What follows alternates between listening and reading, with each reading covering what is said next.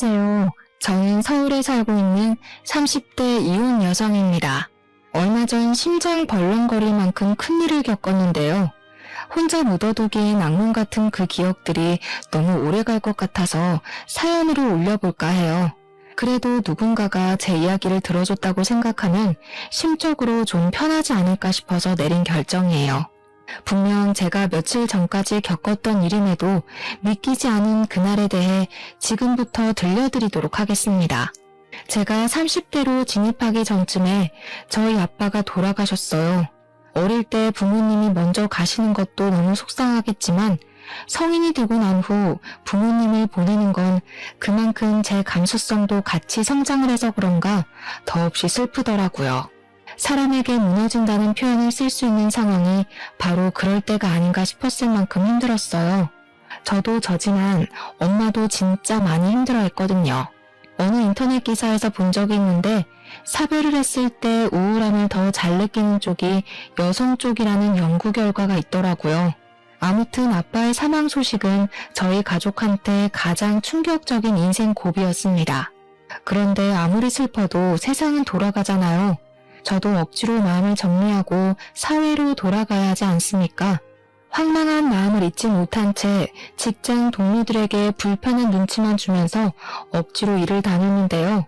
그때 제 곁에서 저의 처지를 부담스러워하지 않고 많이 위로해준 직장 동료가 있었어요. 그 사람이 바로 저의 남편이 된 사람이었습니다.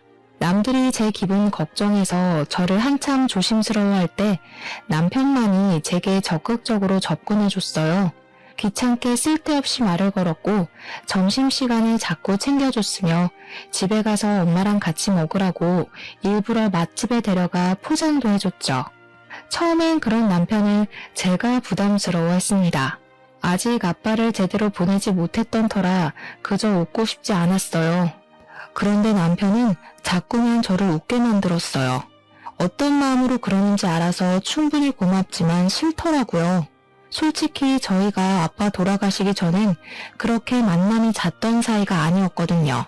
괜히 남편 마음에 부담을 주는 것 같기도 해서 그것 또한 제가 불편해지더라고요. 그래서 하루는 남편에게 직접 얘기를 했어요.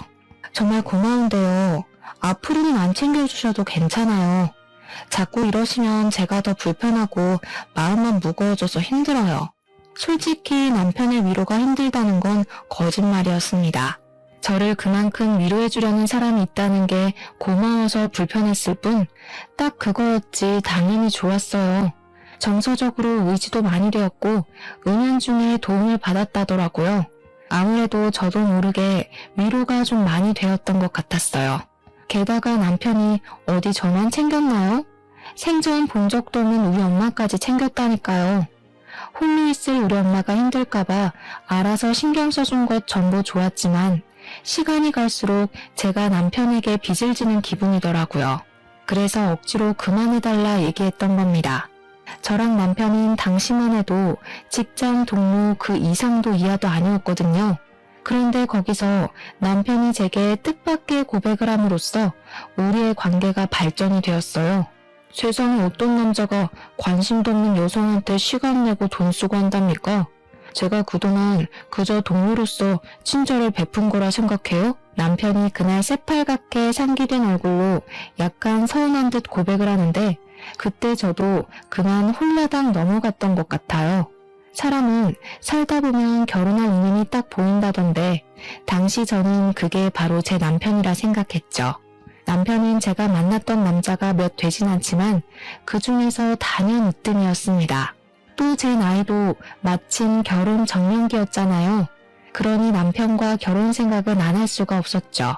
저희는 결혼 약속을 하고 나서부터 더 속 깊은 얘기를 나눴어요.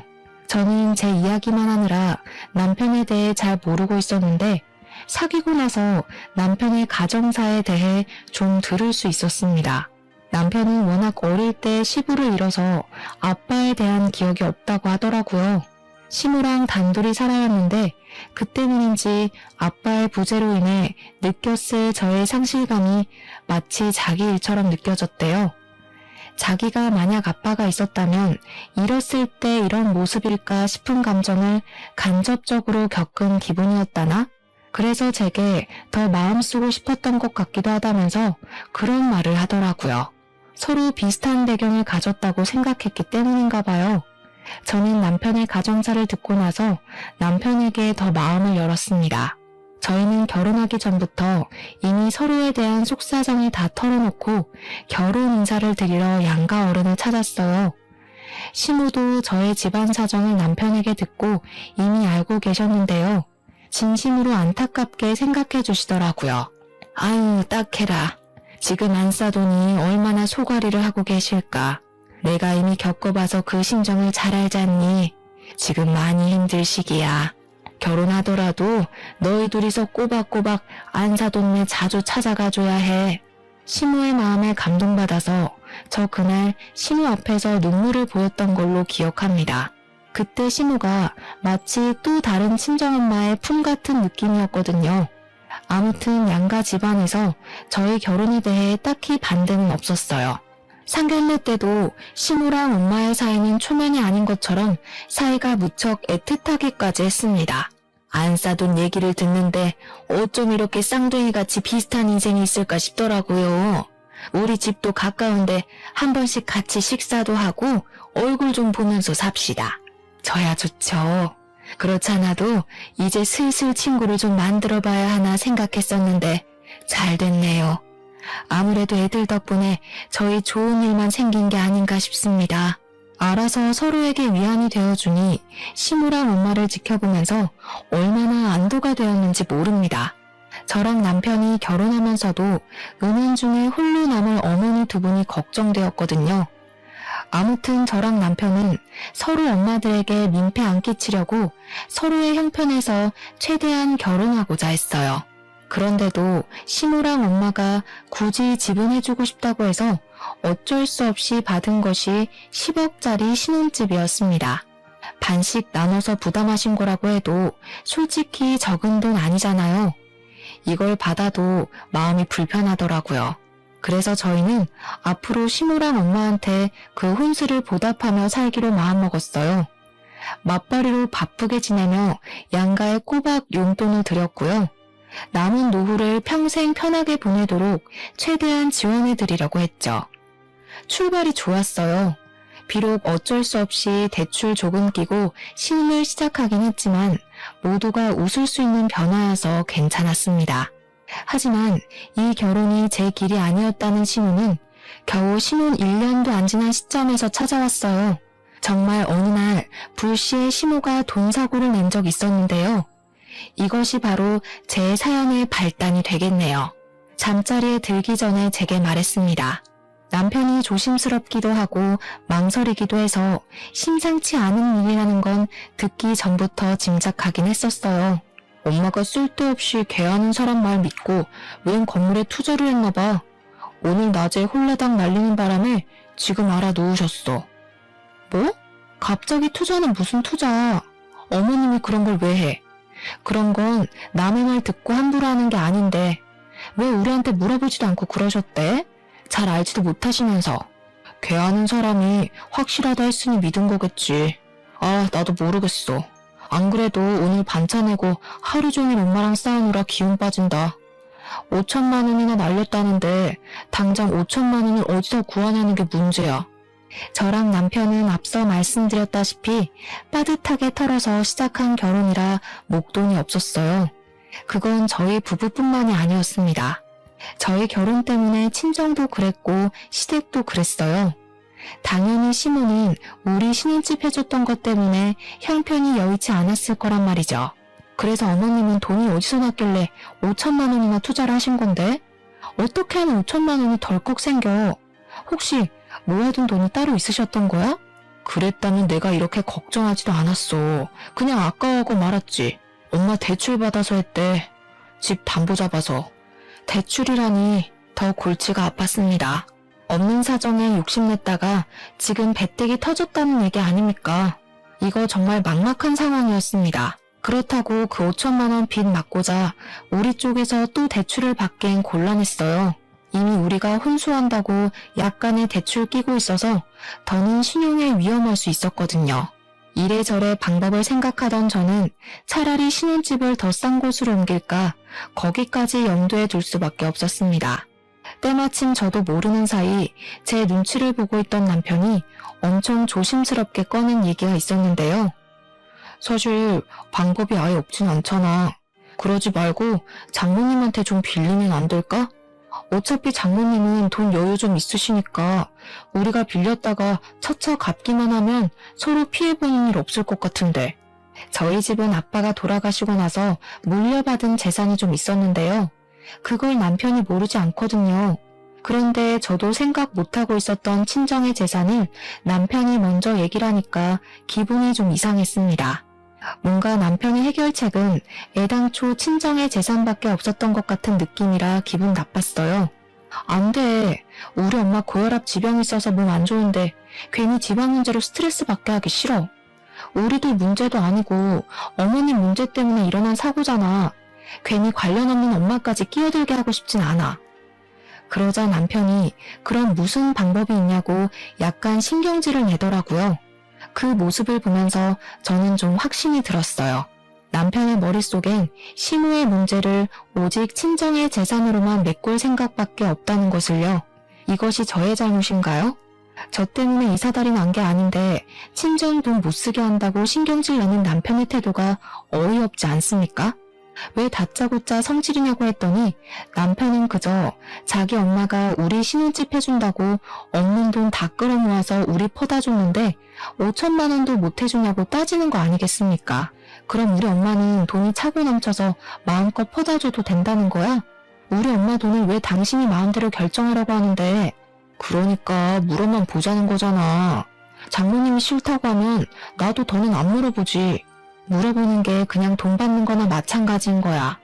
우리 엄마 성격에 우리 부탁을 거절할 것 같아? 아무튼 엄마는 절대 안 돼. 솔직히 어머님이 친 사고를 왜 우리 엄마 돈으로 해결해야 되는지 이해를 못하겠어. 저도 결국 짜증으로 받아치고 말았어요. 그러니 남편이 끝내 저한테 토라져 버리더군요. 그날 이후 아침도 안 먹고 출근했고 저한테 말도 안 걸었습니다. 왜 이렇게 초등학생같이 구는 건지 저도 받아주기 피곤하여 그저 무시해버렸네요. 그러나 무작정 남편의 말을 거절했을 뿐 제게 좋은 수가 있었던 게 아니라서 여전히 근심거리였습니다. 그렇잖아도 심란한데 어느 순간부턴 시모까지 전화와서 저한테 하소연하기 시작했어요. 내가 정신이 나갔지. 좀 더 잘 살아보려고 욕심을 부렸던 게 그만 이렇게 됐네. 늙은 내가 무식하기만 하지 뭘 한다고 그랬을까. 내가 그냥 빨리 죽어버렸어야 했어. 괜히 너희들 사는데 발목이나 잡았네. 시모는 거의 매일 전화를 해서 죽는 소리를 했는데요.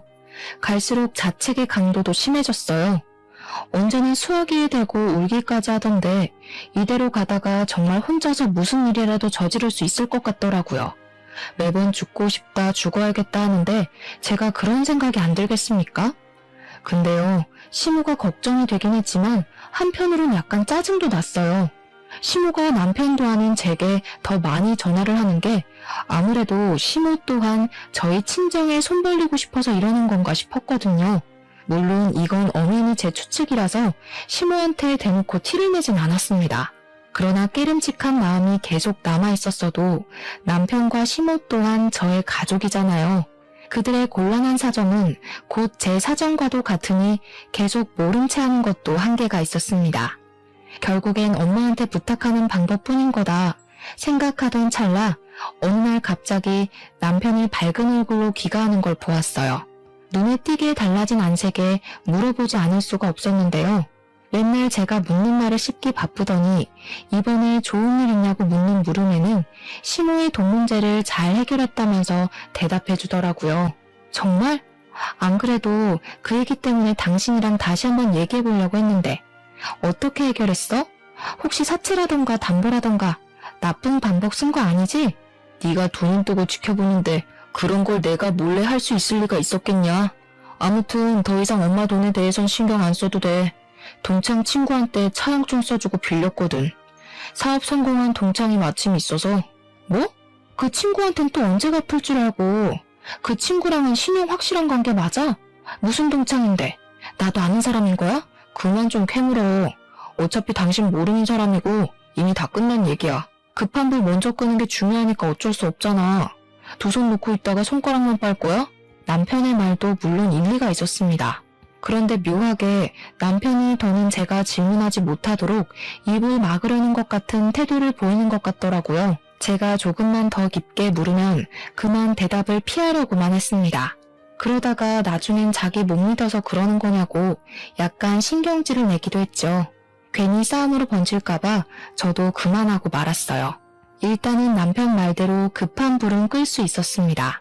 그 이후로 시모도 더 이상 죽는 소리를 안 했고 시간 지날수록 남편과도 관계가 원만해졌거든요. 오히려 돈 문제가 터지기 전보다 더 좋은 사이가 된 것 같기도 했습니다.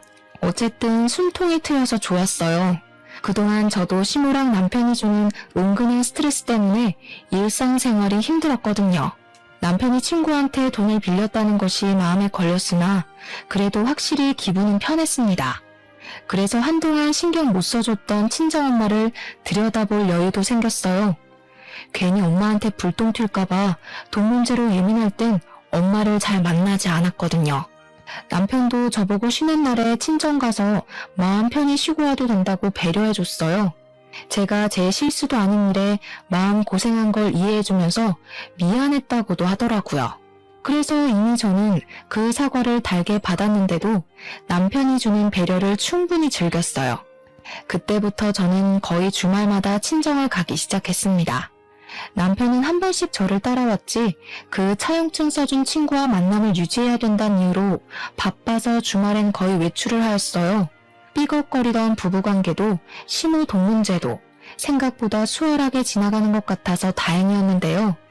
한 가지 제 마음에 걸리는 것이 있었어요. 그건 의외로 저희 친정엄마였죠. 이전보다 친정엄마와 같이 시간 보내는 날이 많아졌음에도 불구하고 친정엄마는 어딘가 모르게 불안해 보였어요.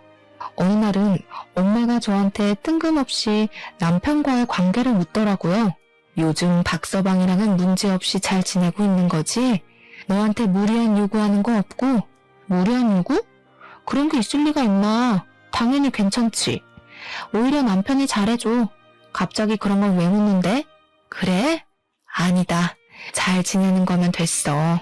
엄마는 우리 딸이 엄마 없는 세상에서도 쭉 행복했으면 좋겠거든. 그러려면 박서방 역할이 중요하니깐. 엄마는 나이 드니까 별 생각이 다 든다면서 신경 쓰지 말라고 했으나 확실히 그간 제가 봐왔던 엄마의 모습과 달라서 걱정을 안 할 수가 없었습니다.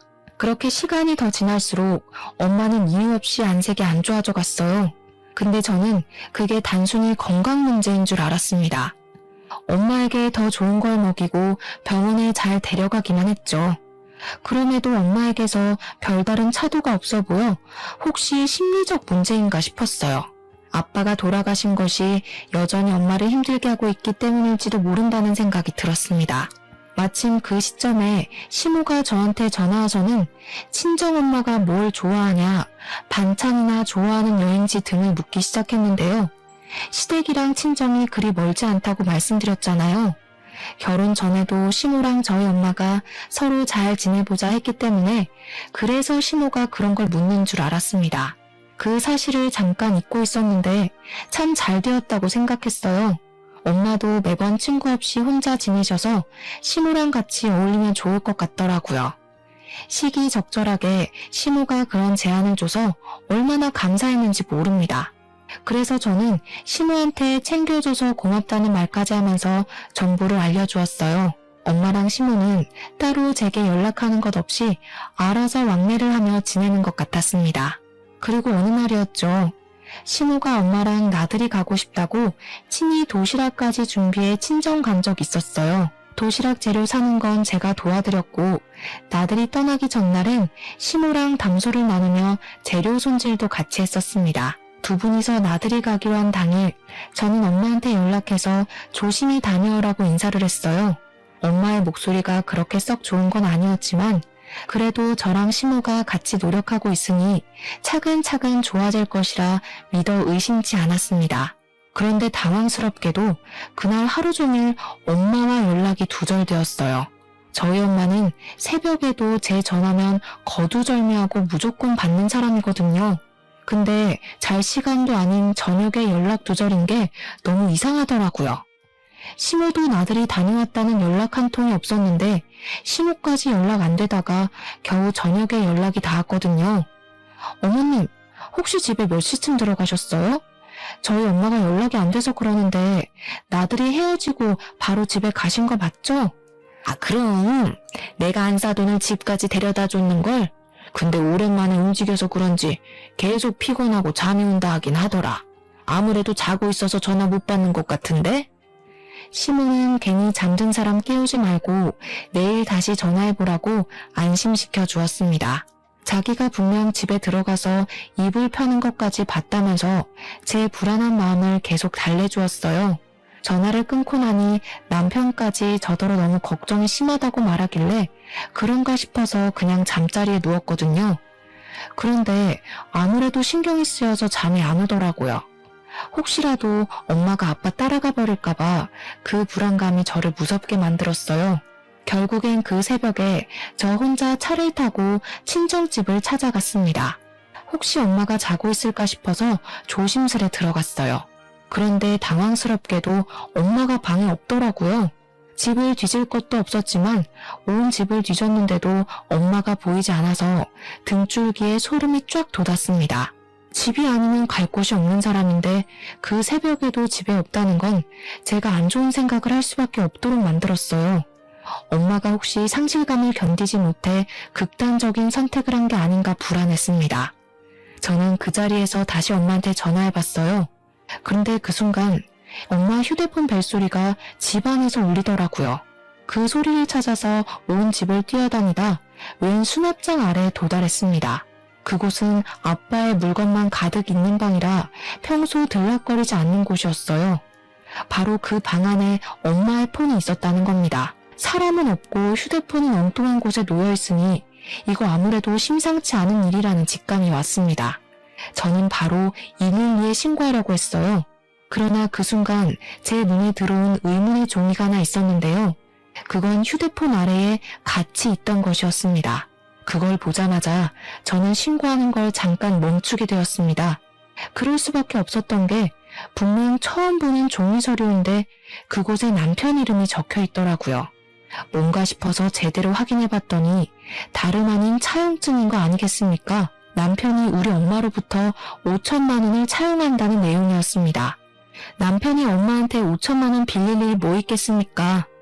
그 액수를 보자마자 저는 바로 알아채겠더라고요. 5천만 원이면 시모가 사고 친 돈밖에 없잖아요. 남편이 차용증을 쓰고 친구한테 빌렸다는 그 5천만 원이 사실은 출처가 엄마일 수도 있다는 얘기였어요. 저는 그 짧은 순간 상황 파악하느라 머리통 엄청 굴렸습니다. 그러니까 제 예상이 맞는다면 남편이 저 몰래 결국 엄마를 찾아와서 5천만 원만 빌려달라고 한 거였고 친구한테 빌렸다는 건 순 거짓말이라는 거 아닙니까? 그렇다면 그들이 돈 문제 터지기 전보다 제게 더 잘했던 이유가 이것 때문이었을 수도 있겠다 싶었어요. 아니, 그게 맞는 것 같았어요. 갑자기 친정엄마한테 그리 잘해주고 챙겨주고 했던 것도 친정엄마한테 돈을 뜯어갔기 때문이었고요. 그리고 이 사실은 엄마도 알고 있는 듯 했습니다. 지난날 엄마가 저더러 남편과 사이 괜찮냐고 물었던 것도 부부끼리 사이만 괜찮다면 됐다고 한 것도 다 이런 이유가 전제로 깔려 있었기 때문이었어요. 그 차용증 하나 때문에 저만 몰랐던 모든 실마리가 풀려버린 셈이었습니다. 엄마가 휴대폰 밑에 차용증을 같이 두고 외출을 했다는 건 제가 언제 한번 집에 찾아올 거란 걸 알고 취했던 행동 같았고 이러한 실체를 제가 알길 바랬던 것 같았어요. 저는 정말 아무것도 몰랐어요. 그저 남편과 시모에게 감사한 마음으로 살았던 그동안의 시간이 후회스러웠습니다. 우선 엄마가 무사한 게 먼저였으니 일단 112에 전화해서 우리 엄마를 실종 신고했습니다. 저는 이 주제 넘는 두 사람의 악행을 절대 용서하고 싶지 않았어요. 그래서 당장 집으로 돌아가 자빠져 자고 있는 남편의 등짝을 풀스윙을 날렸습니다. 화들짝 놀라서 일어나는 남편한테 차용증을 들이밀면서 대놓고 따졌죠. 당신 이거 뭐야? 친구한테 빌렸다는 5천만 원, 우리 엄마한테 빌린 돈이었어? 왜 차용증이 우리 엄마 집에서 나오는데? 그걸 또 어떡해. 뭐 그랬다 어쩔래. 어차피 차용증 쓴 거 보면 몰라? 떼먹는 거 아니고 다 갚을 거란 뜻이잖아. 별것도 아닌 걸로 사람 잠 깨우고 난리야. 별것도 아니라고? 이 쓰레기 새끼야. 내가 우리 엄마 건들지 말라고 했지. 그리고 우리 엄마 집에 있다면서 왜 거짓말했어? 설마 우리 엄마한테 해코지한 거야? 얘가 완전 생사람 잡네. 장모님이 어디 있는지는 나도 몰라. 따질 거면 우리 엄마한테 가서 따지든가. 남편은 오히려 적반하장 태도로 나왔습니다. 그리고 자기만 아니면 상관없는 건지 그저 친정엄마 행방은 시모가 알 거라고 쐐기를 박아주더군요. 분명 두 사람은 저한테 친정엄마가 일찍 잠들었다고 했단 말이죠. 근데 이제 와서 말을 바꾸는 게 정말 어이없더라고요. 만약 어머님이 우리 엄마한테 무슨 짓 한 거면 나 그냥 안 넘어가. 가족이고 뭐고 법적으로 문제되는 거 있으면 다 고소할 거야. 저는 그대로 집을 나와서 친정으로 돌아갔습니다. 경찰한테서 엄마의 소식이 오기를 밤새 기다렸어요. 이 문제는 당연히 다음날 남편을 통해서 시모 귀에도 들어갔는데요. 뻔뻔하게도 시모가 저한테 전화를 하더라고요. 얼굴 보고 얘기하자길래 일단 시모 집을 찾아갔습니다. 어머님은 우리 엄마 어디 계신지 알고 있죠? 저희 엄마 어디 한 군데라도 잘못되면 어머님 가만 안 둘 거예요. 시모 집에 가자마자 인사도 안 하고 소리를 질렀더니 시모가 당황하더라고요. 항상 시모한테는 좋은 모습만 보였던 저라서 이렇게 불안감으로 예민해진 제가 많이 낯설었을 거예요. 그러나 어디 시모만 저를 낯설어 했겠습니까? 저 또한 시모가 그렇게 무서운 짓을 할 수 있는 사람인 줄 까맣게 몰랐습니다. 시모는 제 협박에도 겨우 눈 하나만 깜빡했을 뿐이었어요. 오히려 더 대범하게 나왔는데요. 이왕 들킨 김에 더 이상 연기할 필요 없겠다면서 본색을 바로 보여주는 거 아니겠습니까? 안사돈 아직도 집에 안 들어왔니? 워낙 외출을 안 하는 사람이니 길을 모르나 보네. 미련하긴. 그보다 우리 아들이 월급쟁이가 적성에 안 맞아서 따로 사업하고 싶단다. 어차피 다 같이 잘 먹고 잘 사는 짓 아니겠어? 그럼 사돈 쪽에서도 힘 좀 보태야 하잖아. 그 얘기한다고 잠깐 자리 좀 가졌던 거지 별다른 짓 한 거 없다. 이미 그것만으로 별다른 짓을 한 거나 마찬가지네요. 사업? 대체 우리 엄마 돈으로 어디까지 생각하고 계셨던 거예요? 이럴 거면 차라리 신혼집으로 5억을 대주지 말지 그랬어요. 그 돈으로 하고 싶은 거 하고 살면 될 것이지 왜 이제 와서 남의 돈을 눈독 들여요. 남의 돈이라니? 네 엄마 그 많은 재산 죽을 때 안고 간다니? 죽으면 다 내 아들 손에도 들어올 돈 아니야. 그럼 내 돈이기도 한 거지. 따지고 보면 다 한 주머니인 거라고. 개소리도 참 신박하게 하시네요. 미친 소리 그만하고 엄마한테서 가져간 돈 당장 내놓으시죠. 저 2번 기회 안 줘요. 말로 곱게 부탁하는 건 이번이 끝입니다. 변호사라도 사게? 아무리 전문가여봤자 이미 인감 찍힌 서류를 어찌 처리하겠어. 날고 기어봤자 네 엄마가 이미 집문서는 우리한테 넘겼다. 여기 도장 보이지? 남편이 사업한다는 소리도 어이가 없는 상황에 시모가 보여주는 집 명의 변경서는 정말 할 말 잃게 만들었습니다. 시모가 가리키는 인간 부분을 보니 진짜 도장이 찍혀 있더라고요. 너 엄마가 아주 딸 일이라면 못하는 게 없으신 분이더구나. 나를 위해서라고 하니까 의심도 안 하고 바로 도장 찍더라고. 참 좋은 엄마를 뒀어. 시모랑 남편은 우리 엄마한테서 5천만 원을 가져간 걸로 모자라 집까지 뜯어갔습니다. 가장 소중한 관계가 될 거라 생각했던 사람들에게 배신을 당하니 정말 머리가 새하얘지더라고요. 아무 말 못하고 있는 그 상황에서 마침 경찰한테 연락이 왔는데요. 달동네 공가에서 엄마가 발견됐다는 연락이었어요. 경찰이 데리고 있다길래 일단 급하게 전화 끊고 시모를 돌아섰습니다. 대신 집을 나가기 전에 한마디를 남겼죠. 두 사람이 저랑 엄마를 가족으로 안 보는 것 같으니까 저도 더 이상 두 사람을 봐줄 필요 없겠네요. 지금까지 그랬던 것처럼 실컷 낄낄거리고 계세요. 도둑놈 새끼들이 가져갈 돈은 한 푼도 없을 거라 조만간 펑펑 울게 될 테니까. 사실 저도 확실히 그들을 도둑놈으로 몰아서 법적 처벌을 요구할 수 있을진 확신하지 못했습니다. 믿을 구석이 어디에도 없었지만 일단은 시무한테 지기 싫어서 겁을 줬던 거예요. 저랑 엄마가 소가리한 것만큼 시무도 심기 불편하길 바랬으니까요. 저는 얼른 엄마가 있다는 경찰서로 달려갔습니다. 다행히도 엄마는 무사했어요. 다시는 엄마를 볼 수 없을까봐 얼마나 무서웠는지 모릅니다.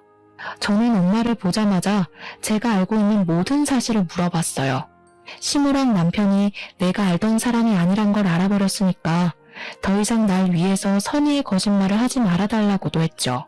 그제야 저는 제가 몰랐던 부분까지 솔직한 사실을 전부 다 들을 수 있었습니다. 남편이랑 시무는 시무가 돈 사고를 일으켰을 때부터 우리 엄마 돈으로 해결할 생각밖에 없었어요. 제가 거절하니 제 뒤에서 몰래 5천만 원을 뜯어낼 생각으로 따로 계획 중이었던 겁니다. 그래도 중간중간 저를 설득했으나 도통 안 넘어오니까 자기네들끼리 따로 찾아간 것 같더라고요. 동정심이 약한 우리 엄마를 알고서 두 사람이 그렇게 작전을 펼쳤다고 했습니다. 엄마는 굳이 차용증을 쓰지 않고도 5천만 원을 빌려줄 생각이었대요. 근데 남편이 엄마에게 신뢰를 사기 위해서 써줬나 봐요. 그리고 그건 바로 또 돈을 빌리기 위한 밑밥이었던 거죠. 두 번째부터는 남편이랑 시무가 갖은 핑계를 대며 10만 원에서 20만 원씩 야금야금 빌려달라 했다고 하더라고요. 그들은 엄마한테 돈을 뜯어갈 때마다 제 핑계를 댔다고 했는데 제가 사고쳐서 돈 나갈 일 생겼다는 거짓말을 했대요. 엄마는 제 일이니까 제가 엄마한테 미안해서 말 못하고 있는 줄 알았답니다. 그래서 그들이 달라는 대로 돈을 뜯긴 것 같았어요. 미안해 엄마, 내가 더 빨리 알아차렸어야 하는데 한 입을 덮고 살면서도 몰랐어. 나는 엄마한테 최대한 돈 얘기 안 하려고 했거든.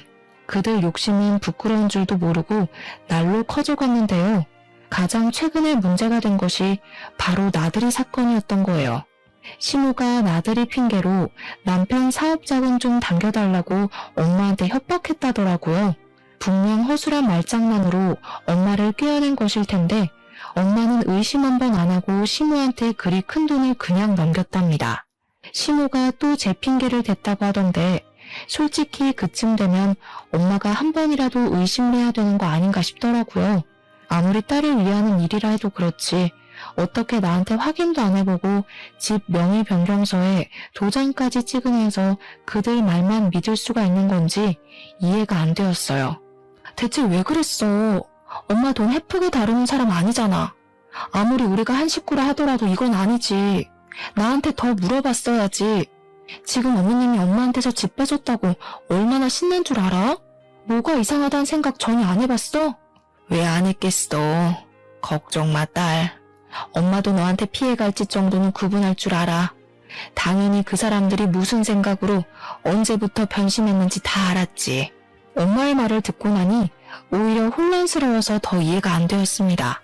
엄마가 하는 말은 그 두 사람 속셈이 뭔 줄 알면서도 돈을 공짜로 내줬다는 소리잖아요. 대체 왜? 제 머릿속이 정리되지 않고 있다는 걸 엄마가 눈치챘는지 엄마는 제 앞으로 도장 하나를 건넸어요. 그건 엄마 도장이 아니라 돌아가신 아빠 거였습니다. 아, 그걸 보니까 모든 게 이해되더군요. 이미 사망자인 인감을 받아봤자 시무가 가져간 증빙서류는 다 위조 서류가 될 게 뻔했어요. 게다가 덤으로 엄마를 협박한 짓거리가 경찰한테 걸리는 탓에 얼마든지 고소가 가능해져 버렸죠. 엄마의 진짜 속내를 알고 나서 저는 그대로 주저앉아 버렸어요. 혹시라도 엄마에게 더 큰 불행이 닥쳐서 엄마가 정말 남은 생을 버틸 수 없을까봐 얼마나 마음 졸였는지 모릅니다. 너무 다행이었죠.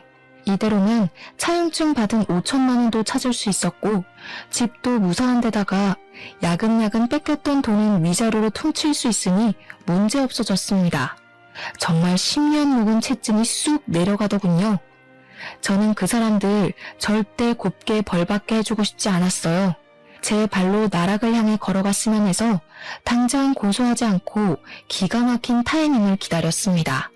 근데 정말 감사하게도 남편이 결혼 1년 만에 불륜을 저지르기 시작했어요. 저랑 틀어지기 시작하면서부터 작정하고 저를 엿먹이고 싶었던 것 같습니다. 불륜 행위에 엄청 당당한 태도더라고요.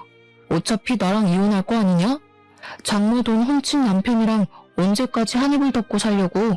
무슨 속셈으로 버티고 있는지 모르겠는데 네 뜻대로 절대 안 될걸? 그냥 조용히 합의 이혼하지. 뻔뻔하네. 네 입으로 우리 엄마 돈 훔쳤다고 자백해놓고 나더러 합의를 바래? 끝내도 내가 끝낼 거니까 넌 그때까지 계속 찝찝하게 살면 돼. 네가 다시 시작하라는 길도 완전 시궁창으로 만들어줄 거니까 기대해. 그래봤자 너만 고생이지. 나 이번에 여자 하나 잘 물었거든? 걔는 정신력이 강해서 고작 상간녀 소송 당한다고 흔들릴 애 아니거든. 나보고 깔끔하게 이혼하고 오면 내 위자료까지 내준다더라. 나 그 여자 집 밑으로 들어가서 그 집 장인어른 사업 물려받아서 대표할 거야. 남편인 상간녀는 저보다 무려 10살이나 많은 노처녀였습니다. 남편이 돈에 눈이 멀었는지 그런 늙은 년한테 끔뻑 넘어가서는 자랑처럼 짓거려댔어요. 상간녀도 결혼하고 싶으니까 돈이 얼마가 들든 좀 해주기로 했나 보더라고요. 그것 때문인지 남편이 오히려 이혼하자고 당당하게 나오는 거 아니겠습니까? 기가 막혔어요. 사실 이혼하기에 시기가 아주 적절하긴 했습니다. 불륜 소송할 때 다른 고소장도 같이 제출하면 남편이랑 시모가 타격을 강하게 입을 거란 말이죠. 대신 남편이 이혼을 원하고 있는 태도는 좀 마음에 안 들었어요. 하지만 이대로 더 가다간 저까지 괴로운 진흙탕 싸움이 될 것 같아서 그만 끝내기로 했습니다. 저는 그동안 참아왔던 모든 감정을 담아서 이혼 소송을 시작했어요. 당연히 상간녀 소송과 정신적 손해배상도 청구했고요. 저희 엄마도 그들을 상대로 협박죄와 사문서 위조죄 등등 할 수 있는 건 다 신고해버렸습니다. 그리고 당연하게도 집안이 발칵 뒤집혔죠. 제가 친정으로 짐을 다 옮긴 날 시모가 친정집에 들이닥쳤는데요. 다짜고짜 저희 엄마에게 달려들어 머리채를 잡더라고요. 감히 나를 속인 걸로 모자라 고소를 해? 거짓말 친 거 곱게 넘어가 줬으면 고소는 하지 말아야지. 내가 당신한테 사기친 게 없는데 왜 고소를 해? 저는 깜짝 놀라서 시모의 머리채를 잡고 뒤로 당겨버렸습니다. 발라당 넘어지는 시모를 두고 대걸레를 들고 와 시모를 쿡쿡 찔렀어요. 나가 이 사기꾼아. 더 이상 우리 볼 일 없는 사이거든요? 당신이 무식해서 도장 주인도 못 알아본 주제에 누굴 탓하는 거예요? 당장 안 꺼지면 주거 침입으로 또 신고할 거야? 시모는 제 공격이 아팠는지 그대로 기어가 열린 문으로 나가버렸습니다. 닫힌 문 밖에서 상간녀 때문에 참는다고 소리치더군요. 우리 엄마가 인감도장을 속여서 찍었다는 생각에 열불나 했지만 재벌 며느리가 생겼으니 그 정도만 하는 것 같았습니다. 어떻게 보면 저희는 손해본 게 하나도 없는 이혼이었거든요. 그런데 저 뻔뻔한 인간들 때문에 감정적인 부분에서 너무 많은 상처를 입었다 보니까 왠지 모르게 패배한 기분이랄까? 아무튼 마음이 찝찝했습니다. 남편이랑 시모가 처절함을 느끼길 바랬는데 그것까진 이뤄내지 못해서 억울함도 없지 않아 있었어요. 그렇게 제 곁을 벗어난 전 남편은 오히려 저를 시원하게 털어냈다며 신이 나서 떠나갔는데요. 보란듯이 약오르게 잘 살 줄 알았거든요. 그런데 이혼하고 반개월쯤 지났나? 시모한테서 전화가 온 겁니다. 생각 없이 받았더니 충격적인 소식을 듣게 됐지 뭡니까? 갑자기 전화해서 이런 부탁하는 게 참 면목 없다는 거 안다. 그런데도 내가 너 말고는 어디 말할 데가 없어서 염치불고하고 전화했어. 제발 우리 아들 좀 살려다오. 시모는 목소리를 벌벌 떨면서 제게 애걸하였습니다. 전 남편이 교통사고로 전신불구가 됐다는 충격적인 소식을 전하면서 말이죠. 대체 어떻게 된 건가 했더니 전 남편은 저와 이혼하자마자 원했던 3대로 절차를 밟고 있었대요. 상간녀가 이혼 축하 선물로 사준 차가 한 대 있었는데 허풍이 심하게 들어서 그 차를 타고 분수에 맞지 않은 짓을 하고 다니다가 음주사고를 내고 말았다네요. 결국 전 남편은 무고한 생명 하나를 잃게 만들고 자기는 장애를 얻었다고 합니다. 근데 중요한 건 여기서부터였어요. 이미지가 워낙 중요했던 사업가인 상간녀 집안에서 전 남편의 사고 소식을 접하자마자 쓸모없게 됐다며 바로 손절을 해버렸다는 겁니다. 원래도 상간녀만이 전 남편을 좋아했지 상간녀 집에서는 전 남편을 탐탁지 않아 했대요. 그런 상황에서 전 남편이 상간녀와 결혼하기도 전에 사고를 쳐버렸으니 집안보다 남자를 선택할 수는 없었던 상간녀가 전 남편을 버린 거래요. 그 바람에 시모가 평생 전 남편을 뒤치다꺼리해야 할 팔자가 되었다고 합니다. 그래서 저보고 어쩌라는 건지 시모가 원하는 대답을 주지 않고 끊어버렸더니 그 뒤로 시모가 우리 친정까지 찾아오더라고요. 주말 아침부터 오랜만에 짜증나는 사람을 보게 돼서 감정이 주체가 안 되더라고요. 시모가 자꾸 저한테 돈 좀 빌려달라고 하는데 그걸 제가 왜 빌려줘야 하나요? 옛날 정 같은 타령도 하더라고요. 도대체 저런 사람들은 정을 준 적도 없으면서 왜 아쉬울 때만 정을 찾는지 모르겠어요. 저는 긴 말하기 싫어서 손수 찬물을 받아와 시모 얼굴에 퍼부어 주었습니다. 제가 아줌마한테 줄 건 이것뿐이네요. 맹숭하셨으니 제발 속 차리고 똑바로 사세요. 영 급하면 차라리 혈육을 찾아가시던가요. 왜 자꾸 생판 남의 등만 처먹으려고 하시나 모르겠네. 한 번만 더 찾아오면 없는 형편에 벌금까지 물게 할 거예요? 그렇게 시모를 쫓아보낸 뒤로 그 두 사람이 어떻게 살고 있는지는 모르겠습니다. 아마 자기 식구들한테 돈 빌리고 다니지 않을까 싶어요. 다 분수에 맞지 않는 욕심을 낸 탓을 해야겠죠.